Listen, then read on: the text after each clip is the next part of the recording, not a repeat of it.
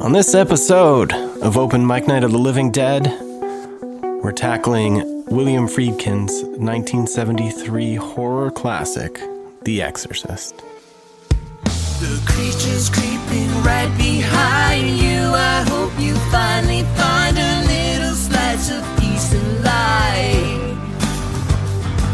'Cause it comes crashing down tonight. Welcome to the open mic. When we call your name, you'll die.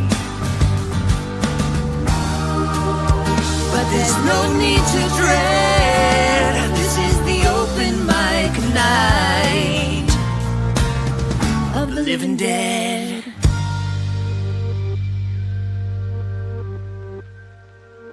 We made it back. I'm John. I'm Rachel. We're going to do The Exorcist. I'm so excited. Have you heard of it? Haha. Did you watch it? I did. I'm just kidding. I was there when you watched it. I know. To start things off, it's going to be spoilers. Lots of spoilers. Not going to be able to wrap our heads around this without doing that. So if you have somehow found yourself at this podcast and have not watched the movie, give it a quick pause. Give the movie a quick watcheroo. It's not really quick. No, but I mean, it's a movie. It is. Give it a thorough watcheroo. Thorough watcheroo. And then rejoin us here. Or if you just want to listen and be spoiled, then that's fine too. It is like 52.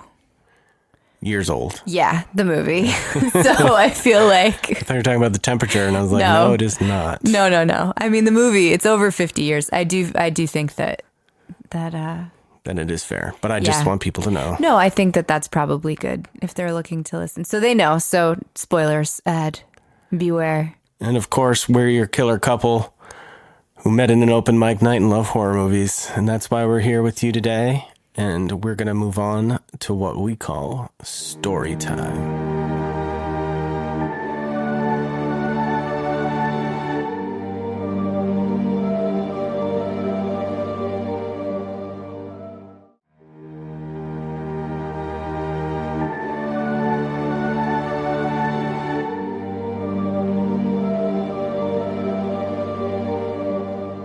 So, let's get started with The Exorcist. Let's do it. We're going to start with the summary. Sure. All right. A little synopsis. A little synopsis. Yeah, we don't have to. Yeah. Do what you can. You do your thing. I trust you. You trust me? Just kidding. I don't know if that's totally warranted for a summary. So we watched together the theatrical release of the film. Right? Yep. And then you watched the version you've never seen, the director's cut. The extended director's cut is what it was called. So you watched that, and then I read the book, or part of the book, because it's hard to find enough time to read. So this story is based on a book which came out in 1971, which in itself is based on a true story of an exorcism that occurred in 1949. I did not know that. To a boy named Roland Doe. That is a pseudonym. And there was an exorcism that took several weeks that took place in Missouri and had some interesting parallels. And then William Blatty, the author of the book, heard about this case when he was a college student at Georgetown and then wrote the book 20 years later. So little tidbit for you if you did not know The Exorcist is about a supposedly true story. So there is a woman named Chris McNeil who's an actress. She lives in Washington, D.C. with her 12-year-old daughter, Reagan, and a couple of servants. Her daughter, Reagan, becomes possessed somehow, not really sure how, by a demon that makes her do all sorts of weird, creepy things. And she gets connected after going to the doctors and being told that it's something psychological. Nothing seems to fix it, and the stuff's getting weirder. So she gets connected with a priest, Father Karras, who is a very sad priest and a psychiatrist. He comes to see Reagan, decides that, yes, she is in fact possessed, and brings in kind of an expert on possession and exorcism, who is the titular exorcist, Father Marin. Father Marin and Father Karras come to perform an exorcism of Reagan, which ends with Father Marin dying probably from a heart attack, and with Father Karras forcing the demon to jump into his body, and then killing himself quickly before the demon takes hold, saving the young girl, and then allowing them to live happily ever after with lots of unanswered questions and things that we never really quite learned for sure, but leaving everybody exhausted at the end. And it's cool too, because it really is like it's one of the more ambiguous movies, at least that leaves a lot of the details out, where I don't ever feel that I never felt frustrated by that, or 'cause a lot of times you're watching something, TV show, movie, and something's not explained, and you really get taken out by the fact that you're asking yourself what's going on. But for some, I don't know how they completely pulled it off, and maybe that's something, one of the listeners can give us their theories on why they think that might be. But I think that was a great summary, and as we go through some of our other sections, I think we'll flesh out the details. Perfect. First, I wanted to do ratings. I wanted to do this from the start. Usually people give their ratings on other movie podcasts I listen to a lot of the time. I wanted to do something a little different. Instead of saving it for the end, kind of give you a heads up on where we're coming from on this movie. While I do personally, I know you've got a letterbox that you use, so Yes. you've got a 1 to 5 system. I do. I personally, just in my own phone, keep a 1 to 10 system that goes by the half points. But I think for purpose of simplicity, we talked about doing like a 3-tier system. I get stressed out by trying to figure out my own ratings. But the 3 tiers being the lowest tier being like, probably would never watch it again, wouldn't recommend it to anybody. Most of the movies we watch, I don't think fall into that category, because you and I at least both find joy in a lot of them. Second tier being probably where I would imagine the largest bucket of movies we watch and we'll talk about fall into, would recommend it, would watch it again, really enjoyed it, but it's not necessarily breaking new ground, or it's not the kind of movie that you're thinking about for days and days afterward. Good. Yep. Good to great, but not phenomenal necessarily. And the third tier being like groundbreaking, or just can't get it out of your head after you've watched it. It's stuck with you so you want to rewatch it almost immediately, in my case, which I do sometimes. And I think last week, for me, Scream would be in the third tier. Agreed.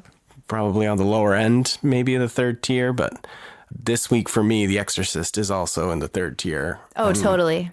And probably for horror movies is a great example of what a third tier movie will be. Yeah, and it's often named as one of the scariest movies of all time, which I think we should talk about at some point a little bit later. But I think that's because it is so high, and I think it is high on a lot of people's lists. I will say I found it more enjoyable the second time. So we watched it last year, and then we watched it again recently for this podcast. And then after reading the book, or part of the book, because again, I have not yet finished it, but after adding the book to the mix, I love it even more. It was one of my top movies that we watched in 2024, I think. And I wouldn't have said that about the first time I watched it. And what's sort of your greater history with it? Had you watched it back in the day? I had seen it at least once before, probably in college when I saw a lot of horror movies for the first time, maybe high school, but back in college, back in the early aughts, I probably got it on Urban Fetch or one of those VHS delivery services they had in New York where I was going to school for a year. That sounds neat. It was, because I had my tiny little TV with a VCR in it, and I would rent horror movies and watch them. So I'm pretty sure that's when I watched The Exorcist, was probably between 1999 and 2001. And I liked it, but I certainly didn't have the appreciation for it. And it certainly looked really different on that really small screen in my dorm room in New York than it did on our moderately largely sized television in 4K. Yeah. Yeah. Sort of similar for me. And I think I mentioned it in our preview episode we did, where we did our top whatever movies of whatever, top 24 or 24. Yes. And I'm not sure if it was the first time I watched it, but maybe the second time I watched it, I aired it did a viewing of it for a horror movie marathon in my basement in high school. Not a great horror movie marathon movie. Stick to slashers, horror comedies, something that's moving a little faster for those people out there about to do a horror movie marathon, especially if you're doing it for your younger friends who find themselves distracted by Candy Crush or whatever you're playing on your phones.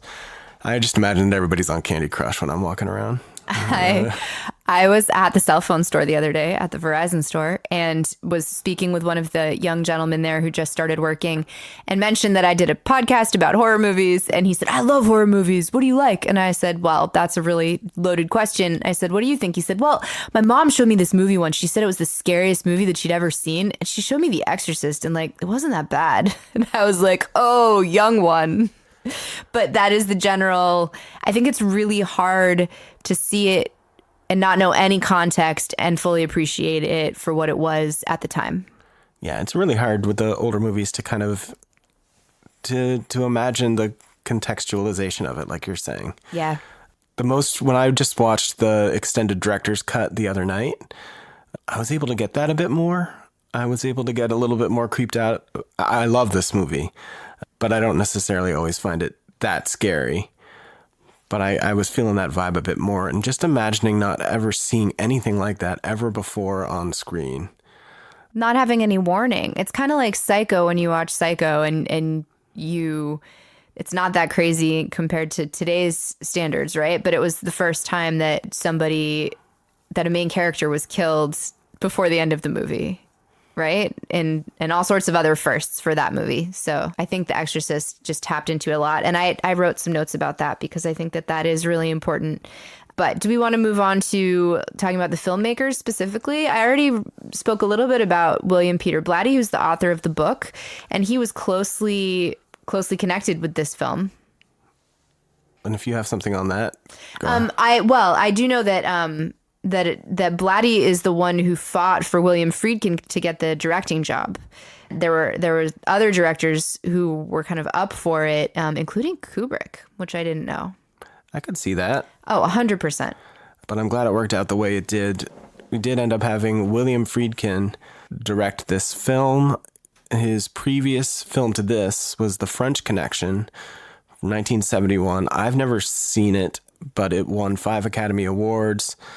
And, he's no slouch coming into this. This isn't like a first-time filmmaker tackling this, which was interesting. I've read various interviews with the cinematographer and other things, and them just even trying to figure out how to take this subject from the book and be able to put it on film in a way that was going to capture it. Really hard for them to figure out how to tackle this kind of subject matter and make it come across on screen in a way that would be effective. But they pulled it off, and this movie was nominated for like 10 Academy Awards, I believe. Another interesting thing I learned about when I was looking at William Friedkin is he's part of what is called the New Hollywood movement, which I'm not sure I'd ever heard of that. But it was basically the time period in Hollywood movies from the mid-'60s to the early '80s. It was when there were just a ton of new directors coming into prominence in the directing world. And also it is sort of unique or novel in that it was a time period where the director became seen as the key authorial role of the film, as opposed to previous to this time, it was really the studio that played the key authorial role in the movie making. So he made plenty of movies, although I really only know him from this movie. I'm sure if I'd seen The French Connection, I'd think that was awesome, and I'll have to put it up there. But he directed The Boys in the Band, Sorcerer, The Brink's Job, Cruising, To Live and Die in L.A., The Caine Mutiny Court Martial. Oh, I missed Bug. That's on our watch list. 2006. Killer Joe in 2011, and then The Caine Mutiny Court Martial was released 2 months after his death, which was in August of 2023. He also worked as an opera director, which is neat. Friedkin, it's the Friedkin weekend. Baby, I'm about to have me some fun. Yeah, I have not seen any of his other movies, so I have nothing to say about that. Who do we have rounding out the cast? Well, we've got Ellen Burstyn playing our leading lady, both Chris McNeil, both leading lady and our actress, right? So she does a really great job. She's a fantastic choice. Also, Audrey Hepburn and Jane Fonda were considered for playing the role, which would have been a really different role. I have a hard time imagining Audrey Hepburn in that role. I have a hard time imagining anybody in that role. The character of Chris is really interesting.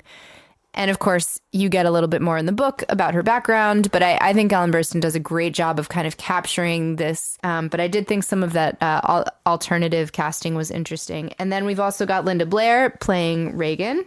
And she was in the movie we did last episode. She was in Scream. That's right. For a brief momentito. Yeah, she did great, especially for a kid. Man, we've got a 13-year-old, and I can't imagine. I mean, the problem is she's already possessed, so. That's true. That is true. Just kidding. Yeah, Linda Blair's performance, really fantastic. And it's so funny because before she becomes possessed, it's hard to appreciate. Like, I love her acting as just like normal Reagan. Unpossessed Reagan version 1. When she's talking about the horses and kind of joking around with her mom, doing the art, doing the Ouija board in the basement. Like, all of that is so strong. And then to flip it so much and, to go kind of, there's sort of the in-between when she's not really fully possessed. And then, of course, later on when she's wicked possessed, Bob. Yeah. She does an incredible job and was recognized for that. But what a difficult role. She had to have security. The studio had to hire security for her for 6 months following the release of the film because people were so upset about the things that she did, and especially the things that she said on camera, right? As when she was possessed. Although she did not do the voice of the demon. That was Mercedes McCambridge, who did an incredible job doing the voice of Pazuzu. Again, the demon, not named in the film, but we know it's Pazuzu. So she was like a heavy cigarette smoker. Is that accurate? Yeah. One of the things I read said that she broke sobriety and started drinking whiskey and smoking cigarettes and gargling raw eggs. Gargling raw eggs. Yeah. In order to get the voice of the demon. That's how I get this buff. Mm-hmm. Yeah. It's a testament to the editors and the people who did the sound design and everything, because in a lot of movies like that where you have somebody else's voice being overdubbed over someone else, like over the actor or actress, it would really, a lot of times it would take me out. And in this case, the vocal is so well matched with what you see on screen that it really adds to the realism of what everyone's, experiencing in the story. Nice work, Mercedes. She did well. We've got Father Karras, Jason Miller. Yes, the boxer boy. Yeah, man, he's so good. A lot of great character actors. You've got Max von Sydow, who was only 44, but I know. took 4 hours in makeup every day. When right at like the day after we watched this, I was doing some research and I saw that he was only still in the lower half of his 40s when he's supposed to be the old man. One of the things I saw said that he had trouble getting roles after this film because they didn't think he was young enough to play the roles that he would have been up for because of what he did in this movie. So, yeah, but everybody, top-notch acting from everybody, which is why I was nominated for so many awards. And I would say my biggest complaint in this movie, and I think it's completely different if you're reading the novel, and I think I've got it cleared up now, so I don't want you to lose sleep over this on my behalf. But for a long time, I had a hard time keeping the fathers straight in my head, whether it was Father Karras or Father Marin, because they sound so much alike. Yeah. When you see them written, Karras is what, Karras? Yeah. And Marin is Merrin. Yes. That wouldn't have been a problem for me if I was just reading it, I don't think. But For a long time, I would get them mixed up in my head. I also had a hard time just with the movie. But then again, that's one of the things about this film is it didn't bother me that I didn't know their names necessarily because I knew who they were. I was like, oh, the boxing priest whose mom died, right? Like, which one was that? The story is just so tight and so seamless and it rolls along. It takes you with it that those kinds of things are less important. Now I am very familiar only because I've been kind of focusing on this for however long it's been since we've been working on this episode. But overall, the whole cast is really powerful and adds so much to this movie. And then you had Lee Cobb playing Lieutenant Kinderman. Right. Which he's an interesting character and helps the storylines move along.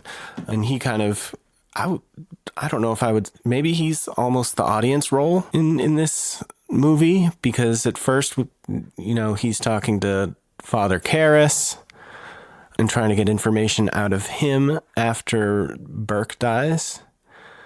But then he moves on, and then he's talking to Chris, getting her side of the story. And her autograph. Upon rewatching, I kind of always thought that maybe he had some suspicions of Reagan, and upon rewatching, I didn't get that as much.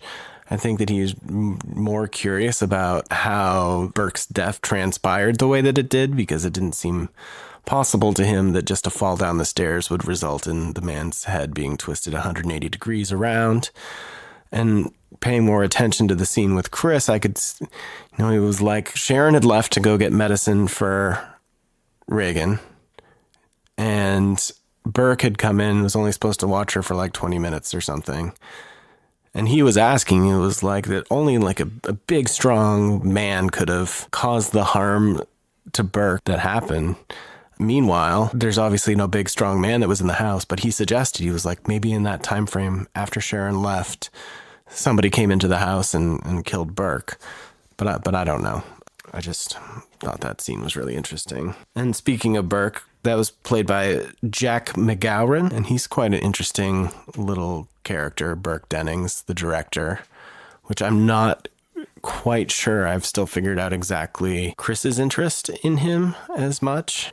They're friends, platonic for sure. I think there's certainly more in the book, as there always is, right? To kind of underscore their relationship. Burke is a drunk, and he is famous for getting drunk and doing crazy things and upsetting people.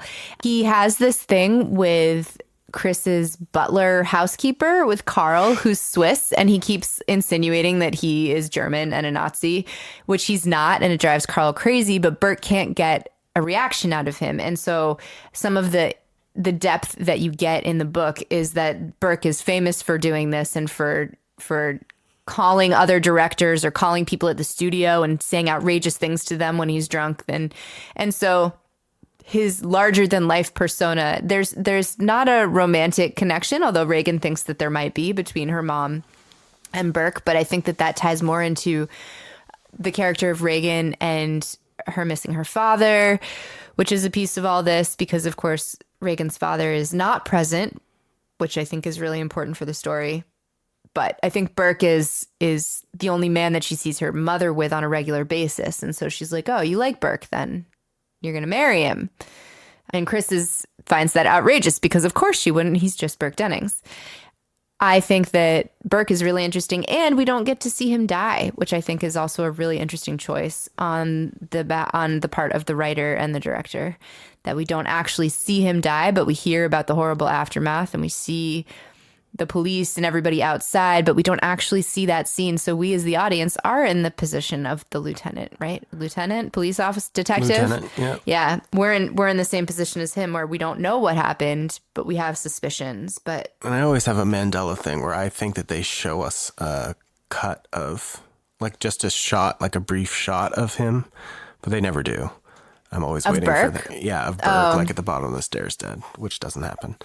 And I didn't mean to, I think I made you breeze through Jason Miller, who obviously plays a substantial role in this film. We just touched on him, but didn't really talk about his character as Father Karras. Oh, Father Karras. Well, we can bump into favorite characters then, because Father Karras is probably my favorite character. Yep. I as some of our listeners might know if they know us, I have a long history with the church. I have a master's in divinity, and I worked as a pastor for a while, and I have a deep interest in spirituality and theology, specifically Christian theology. And so I have a real interest in Father Karras' character, and also kind of the tension between his secular and religious understanding of the world. He's a psychiatrist and a priest, although he was called to the priesthood first. I think that this story is about Father Karras as much as it is about Regan and the exorcism and the demon, which is why we have these, for the first half of the movie almost, we have these two kind of parallel paths where we'll see Father Karras juxtaposed with Regan and her mother. We see Father Karras and his mother, and we see him, he's a priest who's lost his faith. I think Jason Miller plays him incredibly well and authentically, but he's also not cliched. I think that the idea of a priest who's lost his faith is pretty, that's a trope. That's something that we see in other films, but Father Karras is he's so real and raw, and he's in so much pain. And yet he makes the final ultimate sacrifice to save this child. And my history is that I've been banned from most churches. So that's why we got married in the backyard. Yes. He's the one who seems to be dealing with the most from the start internally. And of course, we see the temperature getting turned up on Chris and Regan as the story goes. But we don't know what has put him in the sort of the mindset that he's in, where he seems to have lost his faith, at least to a certain degree. He doesn't feel like he belongs in the church anymore. He says at one point that he's unfit. He tries to get released. He goes to his boss and says, "Hey, I don't have faith anymore. You should not be having me talking to these young priests who are losing their faith. I'm not the one." And they say, well, you're stuck. I think his mother's death and not being able to help her. I think his vow of poverty, which is a vow that Jesuit priests take to not have any money. And so he wasn't able to keep his mother out of the asylum because he couldn't afford to put her in a private hospital. And he felt really guilty about that. I know that once I finish the book, I'll have even more insight to Father Karras. But that's why the film, that's why it does so. I mean, I cannot imagine that the actors did not read the books based on the way that they acted. Not the things that they said, not the things that were in the script, but based on the characters that we see. Even that there's one scene of Father Karras just like beating a punching bag as hard as he can to utter exhaustion, and like running around and around the track until he can barely stand. Even just those small actions give us insight into his character. Just this deep melancholy and sorrow and loss. And for a person of faith, or for a priest or a pastor, someone who's dedicated their life to God, to lose their faith is very much like losing a romantic relationship, like having a divorce or having a loss. I left ministry, and I remember at the time making that decision. It was not because of a loss of faith necessarily, but even just that decision was agonizing. It felt like the loss of a relationship or a job or a career. I mean, it is a career, but it's also a calling. And I think that that's demonstrated in the character of Father Karras really, really well, and without saying a bunch. Like, we don't know what caused him to lose his faith, or if it was just little by little, one thing after another, just kind of picking away at it, and then his mother's death kind of put the nail in the coffin. Father Karras is... Nail in the coffin. Nail in the coffin. Nail in the cross. I don't know. Too soon? So yeah, Father Karras is my favorite character, and he has the awesomest redemption arc because he goes and sacrifices himself for Regan, like Christ sacrifices himself for the people of the world.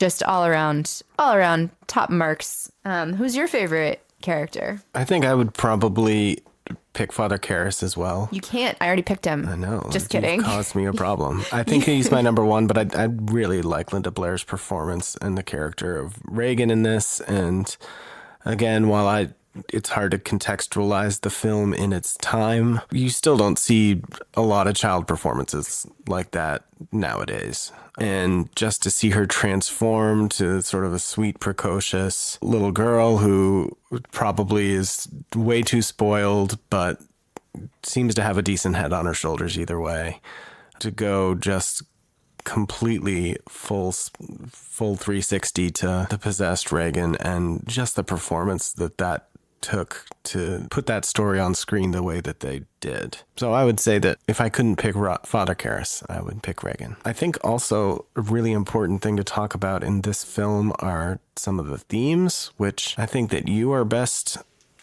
equipped to lead the way on. There's some really big themes in this movie that I just get so excited about, and is why I've been looking forward to this episode so much. I think one of the things that the film does really well, and we've touched on this a little bit, is the juxtaposition between mental illness and possession. So Karras is the priest psychiatrist. He kind of embodies this split. And it's interesting. I was reading about the Roland Doe case, which is the real thing that happened in 1949, that there are diaries of this actual exorcism that happened. And in the article that I read about it, it said that a lot of modern day analysts think that he actually had something like schizophrenia or Tourette's syndrome. And I thought that was kind of funny, because the whole thing in The Exorcist, the first half, we think it's a medical reason for Reagan's misbehavior. And in the book, they also go into this, and also in the director's cut, isn't there another scene with the doctors where they diagnose her with ADHD? They call it something different. And that's actually what I had forgotten when I was talking about Reagan as a character, was about in the extended director's cut. There's a whole doctor's appointment, a first doctor's appointment, where she's, it's not the invasive tests that they eventually get to, but where it's sort of a transition time where all of a sudden she's kind of acting up with these doctors and nurses, which is striking.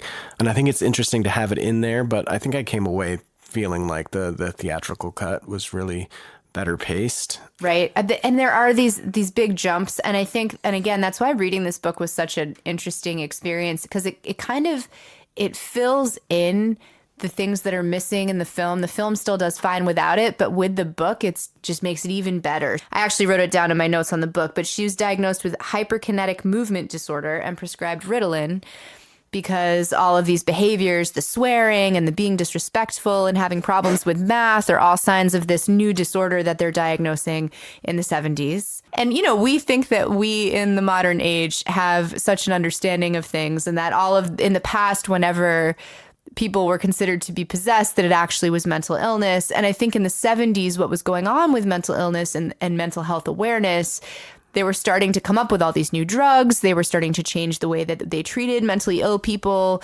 I could talk about that for hours too, about whether they made a good choice by closing all of the asylums and just starting to treat people with medication.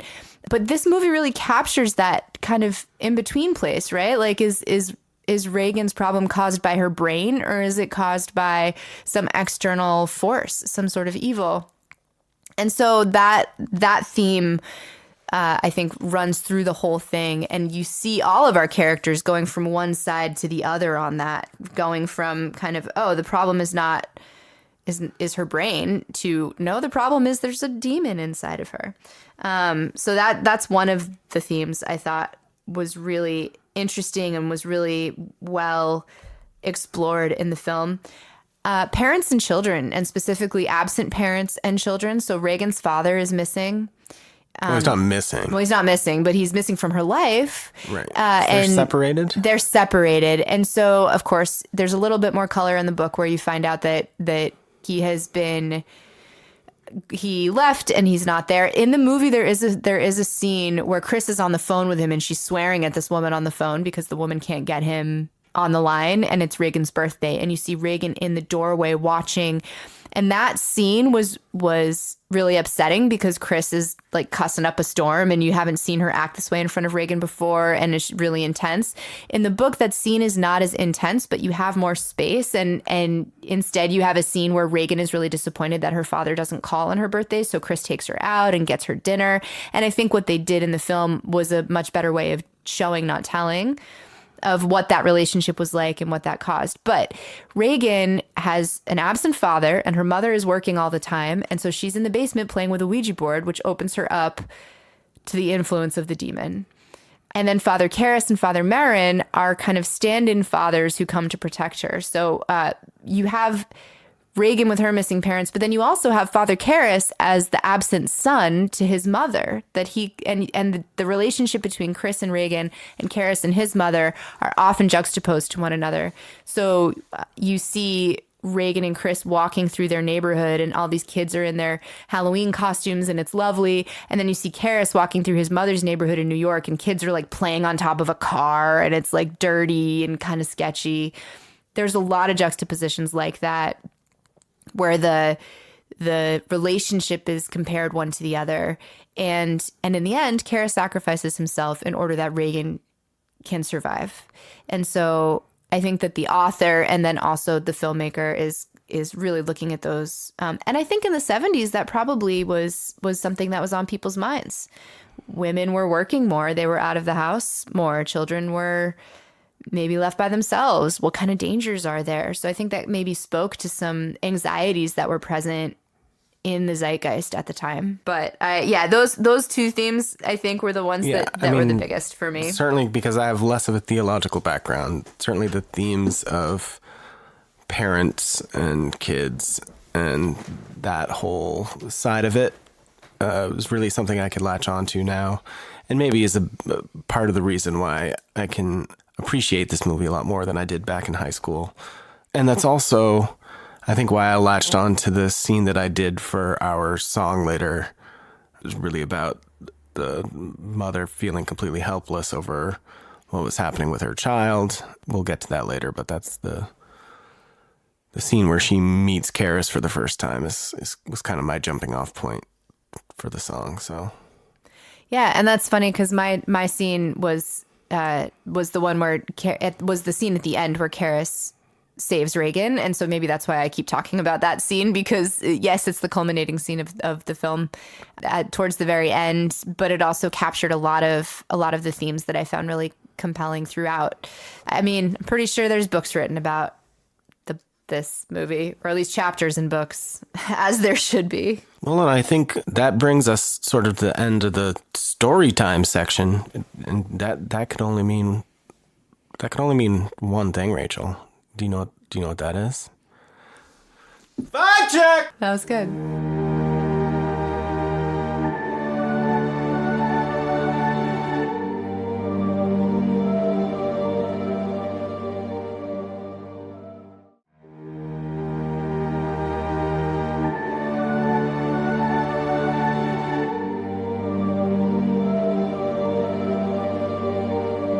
Yep, vibe check. All right. Back with the vibe check. This is where we talk about cinematography, special effects, music, those sorts of things, everything that gives our film its feel. Ambiance. That's part of it. What does this movie feel like for you? Feels like a warm hug. That's not true. It's a creepy movie. Lots of creepiness. Also, lots of stark contrasts, both visually and auditorily, sound-wise. Yeah, so I think part of the creepiness comes from kind of the drastic jumps, both visually with the cinematography, with the sound design, where it's really, really quiet and then it's really, really loud. And then also this goes along with the rapid shifts in character. So Regan going from being a sweet 12-year-old girl to spitting out vile obscenities that were probably even more vile back in the 70s when this came out. Well, and it's interesting because it's definitely creepy. Lots of contrast, like you're saying, but also, and maybe it's just of its era thing, but movies like this also feel comfortable. It's like comfortable and creepy, like the way that it's shot. It looks comfortable. I wrote one of my first notes while we were watching was it feels like Rosemary's Baby. And I think part of that is just the era, right? But also I think I know what you mean in terms of the way that it feels and where we're placed with the characters in the film. And it was definitely the sound design that really amped up the creepiness. And that was one of the Academy Awards that they actually won, was for sound. I think screenplay and sound. Yes. They won the Academy Award for Best Screenplay, Best Sound out of the 10 nominations, which also included Best Picture, Best Director, those kinds of things.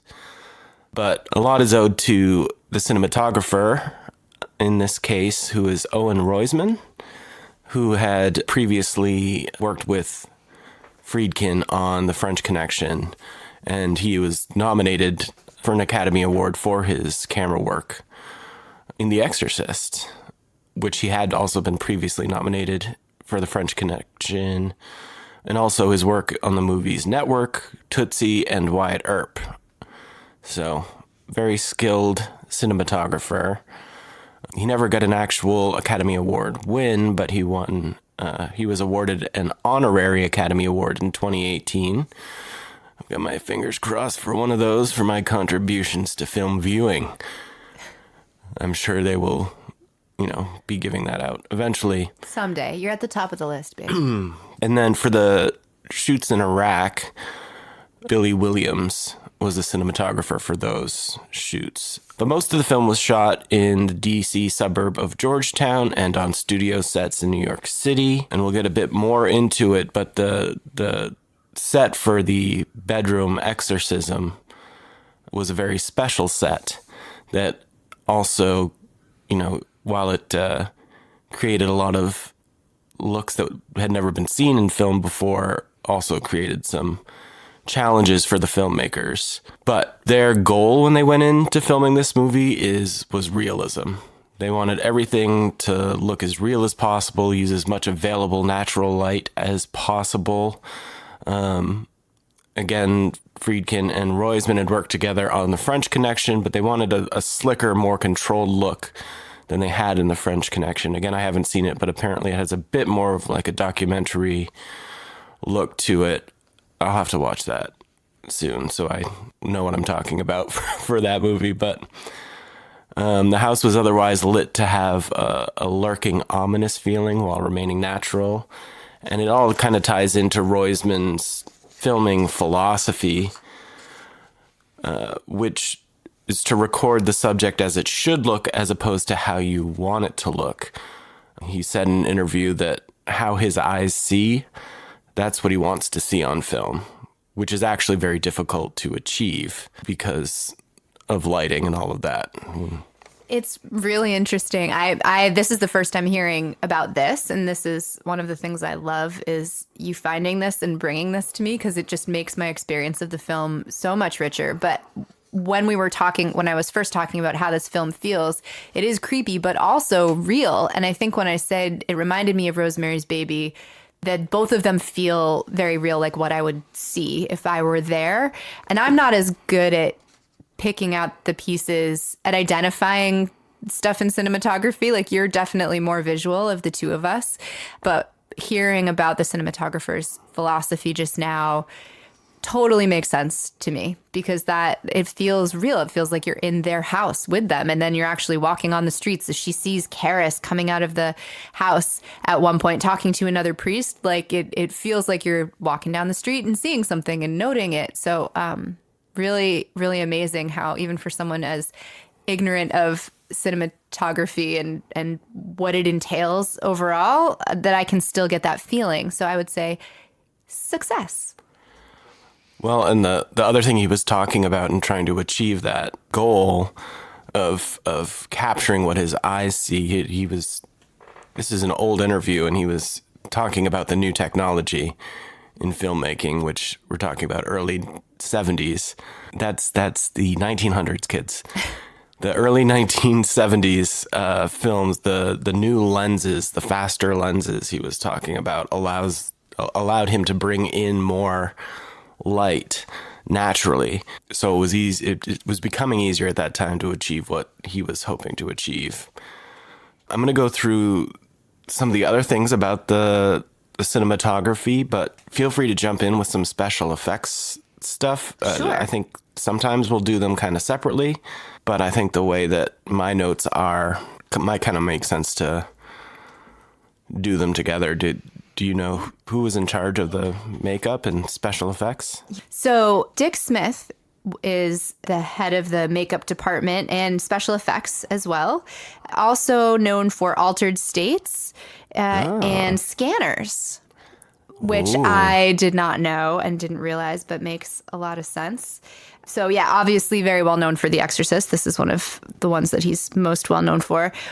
The makeup and practical effects, or if special effects, were all practical effects, except for the director's cut, which we'll talk about that.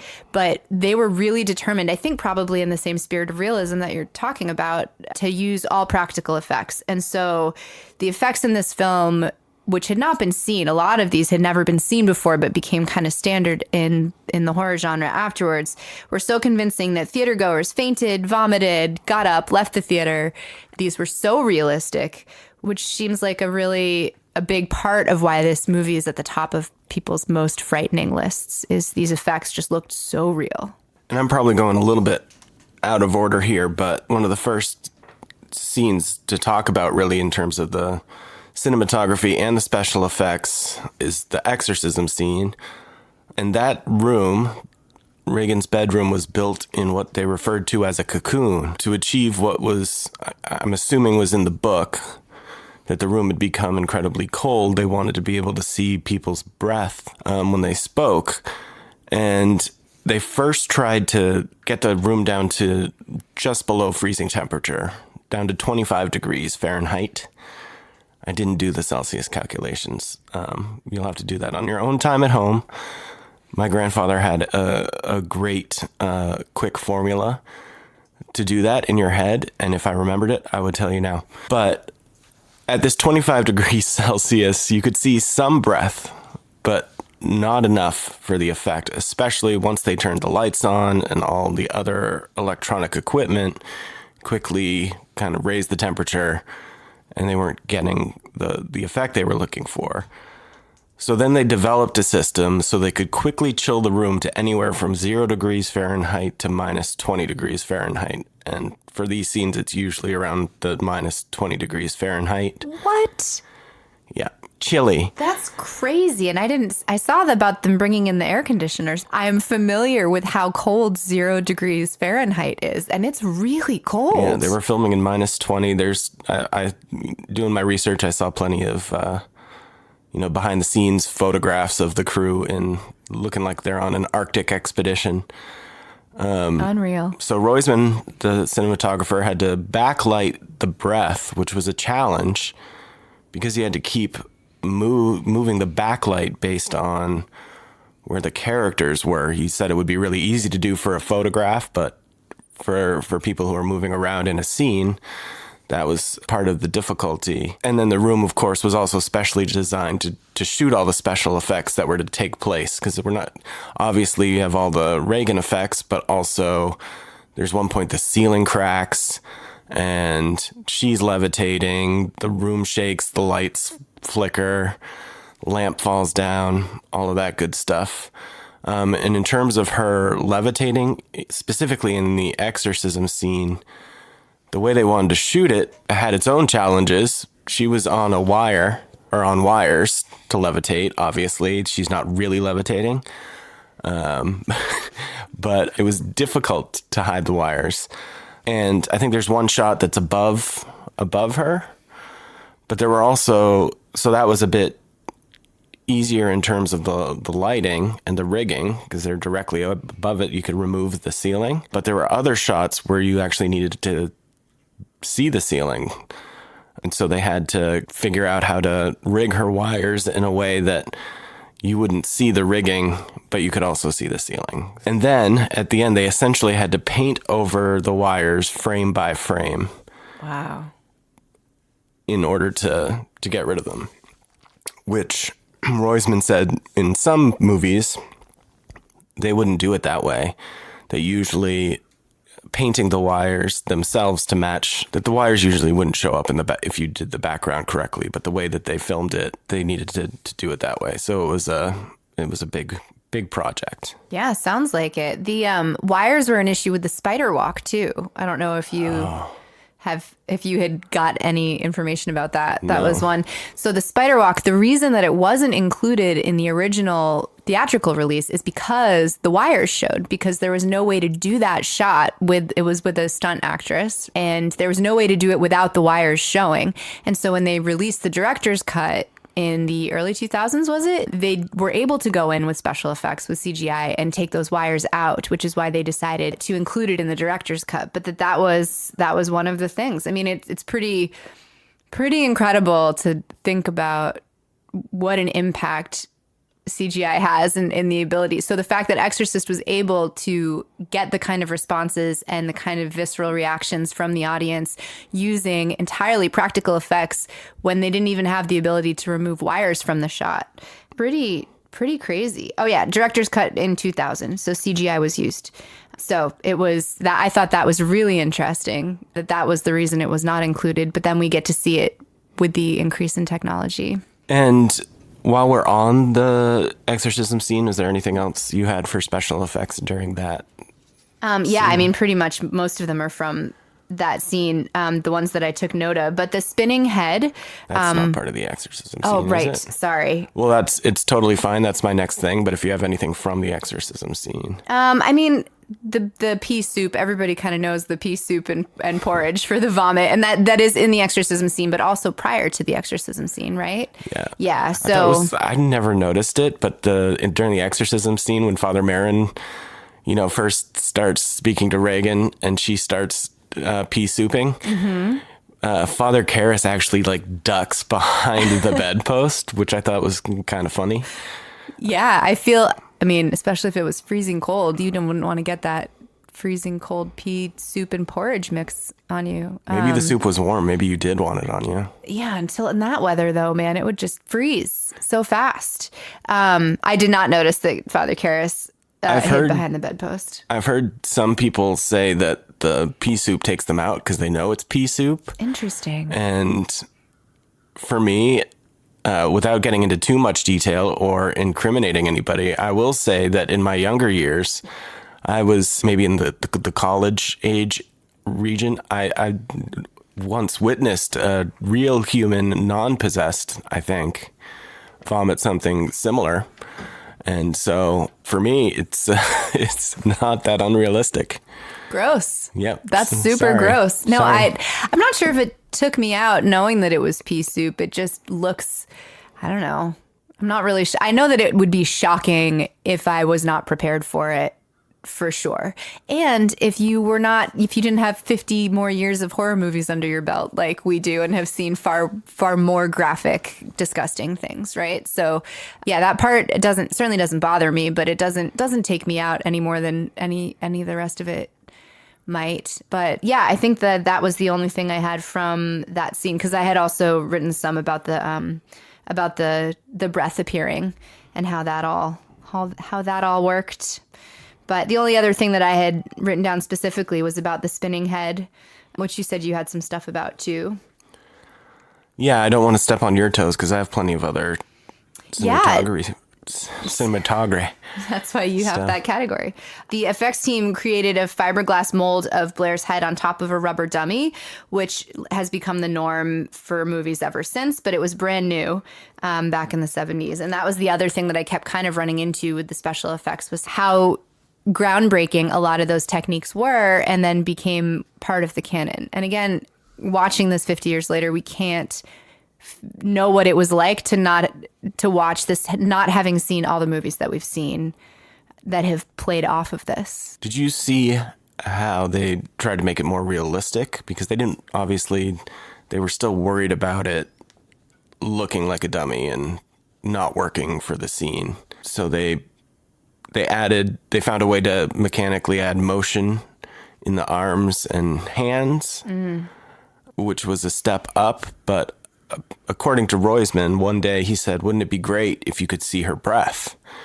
And so then the effects team went to work on that, and they added that in some sort of mechanism so that you could actually see a breath, which really kind of convinces your eye that you're looking at something real. It is crazy how real it looks without the use of CGI.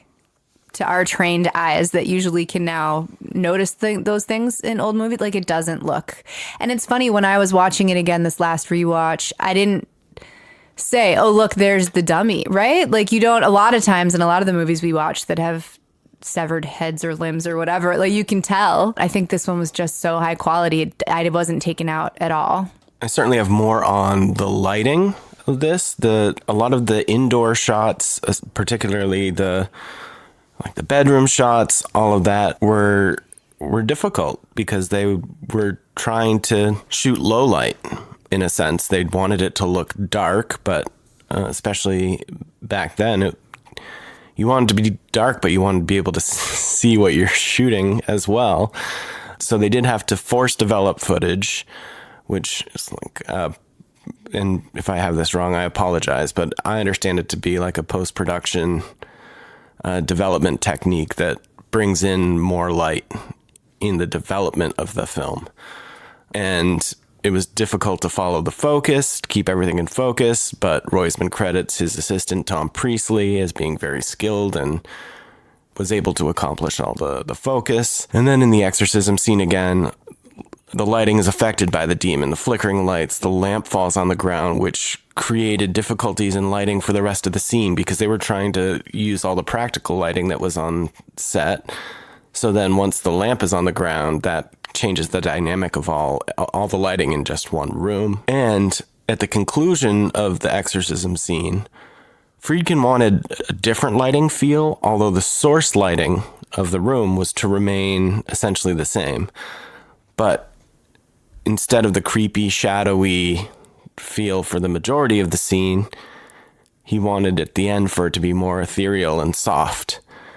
So they just used a lot of bounce lighting to eliminate all the shadows. So like when Karras is saying, "Take me," you do notice that it's like a bit, it's less of a creepy overall feel. I would like to say you notice. I would like to say you notice because it's funny. Again, it's one of those things that I'm sitting here thinking about how well lit our house is with accurate lighting and listening to you talk about this. I don't notice those things, not consciously, but now that you've pointed it out, it just impresses me even more how much of the work in a film, and this one in particular, is done by things that some of us might not even have words for, but it still invoked the same kind of feeling in me.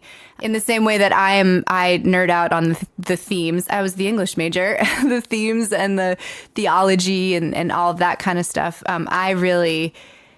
This enriches it so much for me to kind of hear from this perspective. It makes me appreciate the lighting in our house even more, even though I'm now ruined for other people's homes where they just have bright white lights all over the place. Well, the other challenge was they were almost always shooting low angle in the scenes in the bedroom there, and these shots were capturing basically 3 of the walls and part of the ceiling.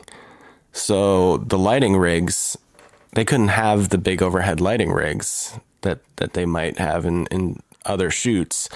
They had to be well hidden. They were using lights that are called Inkies, which is adorable. But those were the biggest lights that were used. They were hidden wherever they could hide them. And they were all controlled by dimmers. There were 2 assistants who each had 2 dimmers. So they were running 4 dimmers at a time.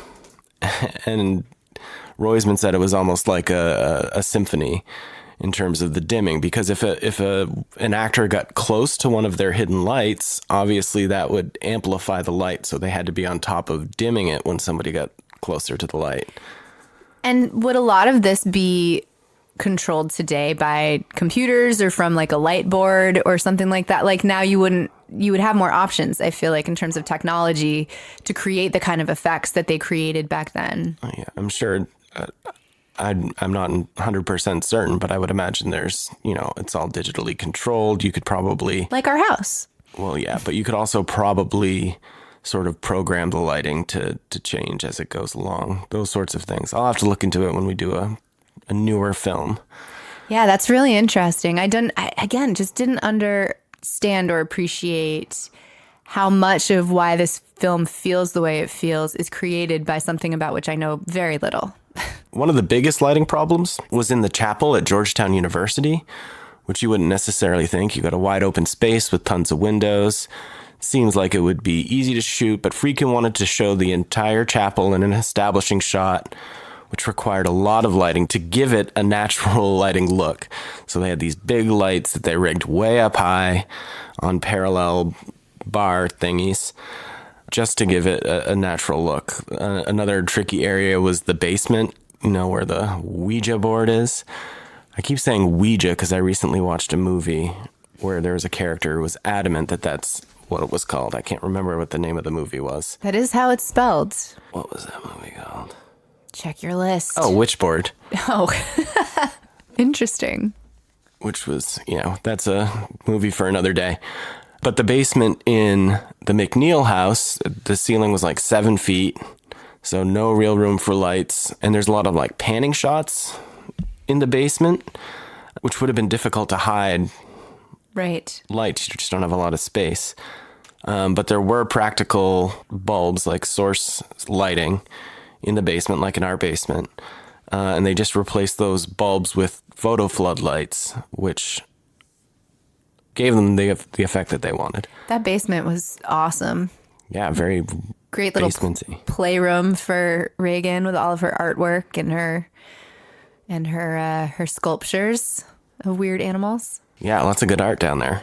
Friedkin, again, was really focused on the realism. He wanted all the photos throughout the house to have the glass in the frames. Mirrors, he didn't want...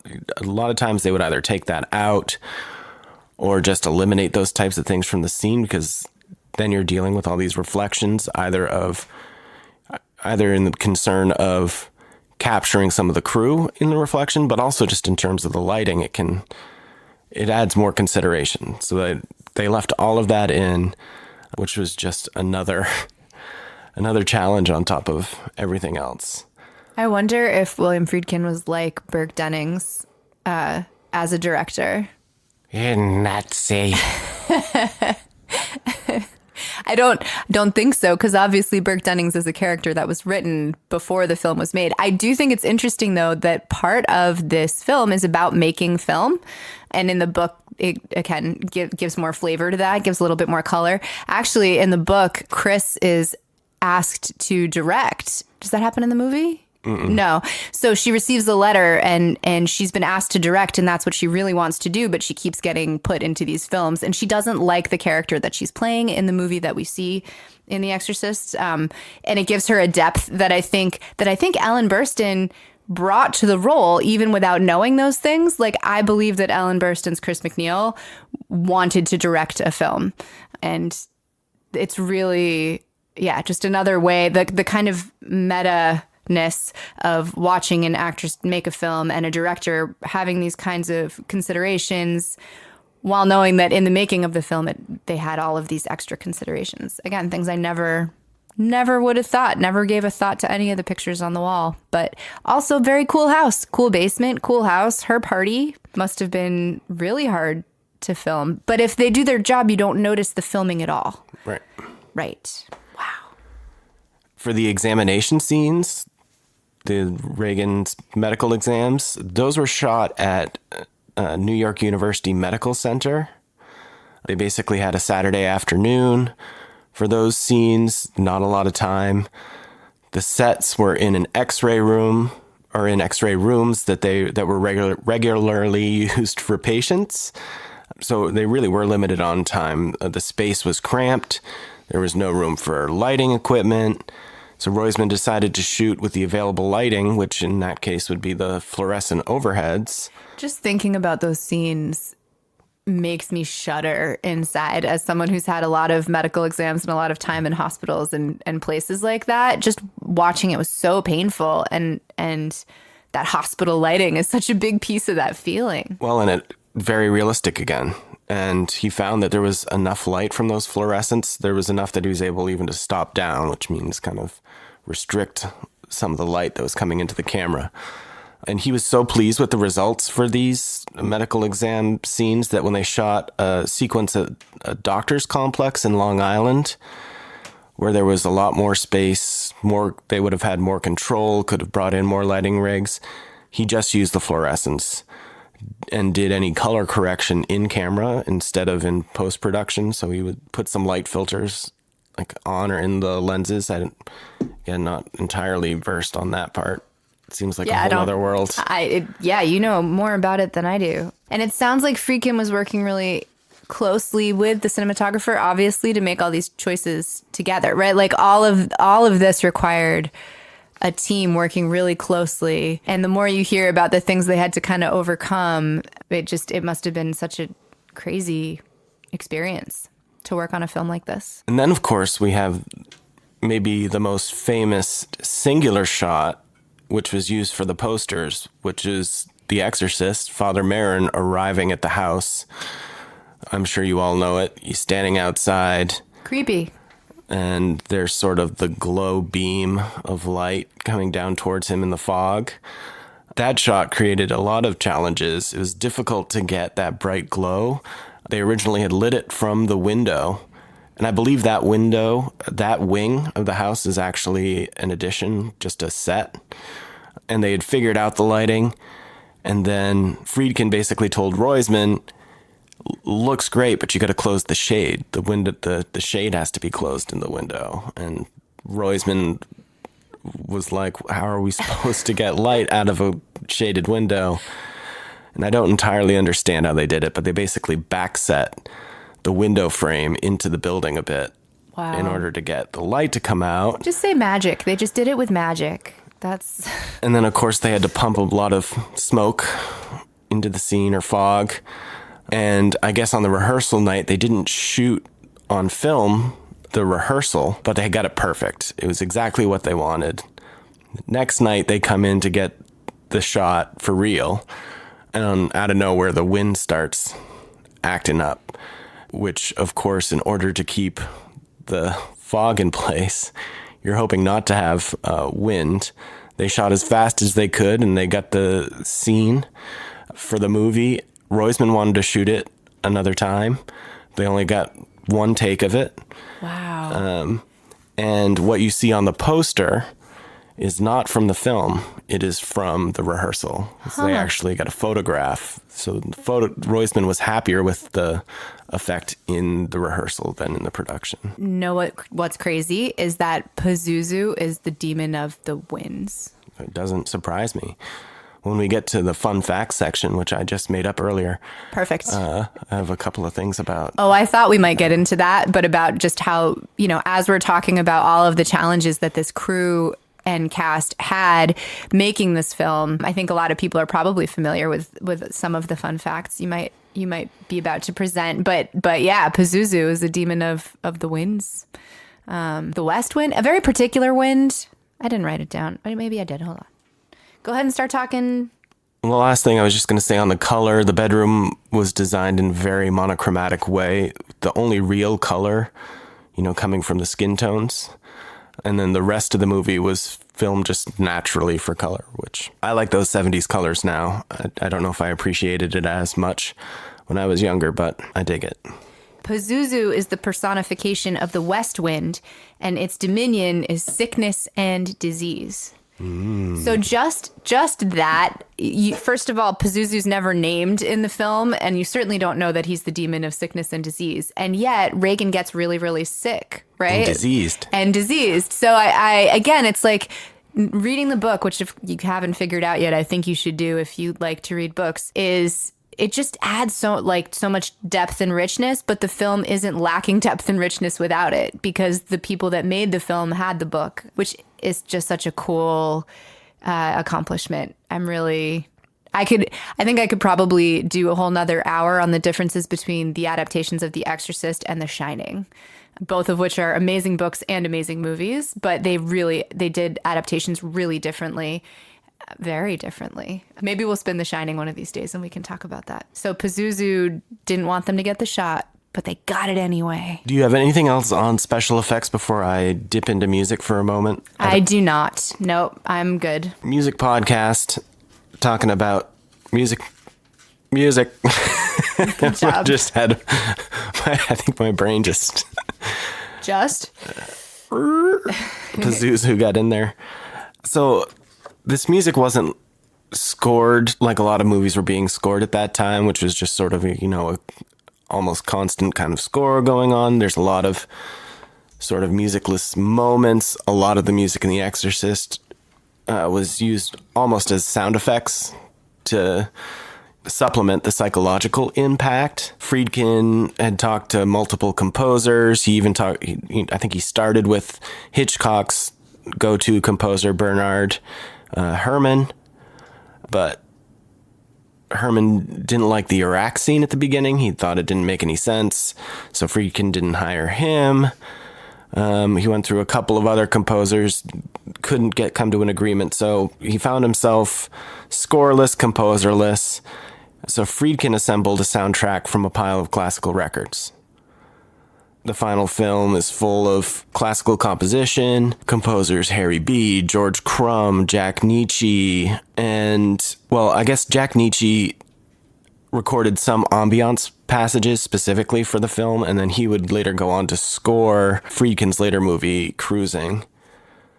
There was music by Christoph Penderecki, who would do more horror films. And Stanley Kubrick used Christoph Penderecki's Polymorphia in The Shining, and David Lynch used Penderecki in several projects. But Friedkin's first choice from his records was Mike Oldfield's Tubular Bells, which, has become really considered to be the theme of The Exorcist, which we hear 3 times in the movie. The first time is on Halloween, which, if you didn't know, you could count this movie as a Halloween movie, because there is a scene where Chris is walking home and Tubular Bells starts playing. I love that track. Yeah, I actually wrote as we were watching notes, the creepy synth music as she walks home, so reminiscent of Halloween, which doesn't come out for 5 more years after this. So that was one of my few music notes. And I didn't notice that there wasn't as much music in this until you kind of pointed it out. I think that there's really not a lot of music compared to what we might expect otherwise. But yeah, that scene where Chris is walking home stood out to me too. So that's Tubular Bells. Yes. And that is also, you hear at one time when doctors raise the idea of exorcism very briefly, and then one more time before the final credits of the film. And in terms of needle drops, there's none really, other than the only non-score type of song is Ramblin' Man by the Allman Brothers. Could you explain needle drop? What that term means here? Needle drop is like in a movie when they all of a sudden start playing a song. I don't think it counts what they did in this movie as a needle drop. So when I understand the reference to records. I don't think I ever knew. If I don't know it, perhaps some of our listeners are also not familiar. So basically when they start playing a song just in the middle of the movie. Yeah. Okay. Especially without if it's like a cool song. I gotcha. And so I may have used the term incorrectly here because the song was kind of already playing in the background. It's usually a needle drop is when it's being used more for a purpose in the song. Right. Like got it. A cool track. A cool track. Yeah. Casey and the Sunshine Band, this is the thing. You know these things. And so was the one kind of popular song. When was that? When did that happen in the movie? Fairly early on when they're in the bar, when Karras is in there with, it's not Father Dyer, it's his boss, when they go sit down at the booth and where he's trying to convince him to let him go. Yep. So is it diegetic? Yes. Okay. It's just background music in the bar. Background music in the bar. Yeah, there's not the a lot. Allman Brothers are not there. Right. What about, I really like the scene where Father Dyer is playing piano at Chris's party, and I don't remember what he's playing, but I love the piano playing priest. And he was a real priest, that actor. He was. I don't know a lot about him, but I know he was credited as Father in the credits. Well, and they had a couple of real priests who are also actors playing priests.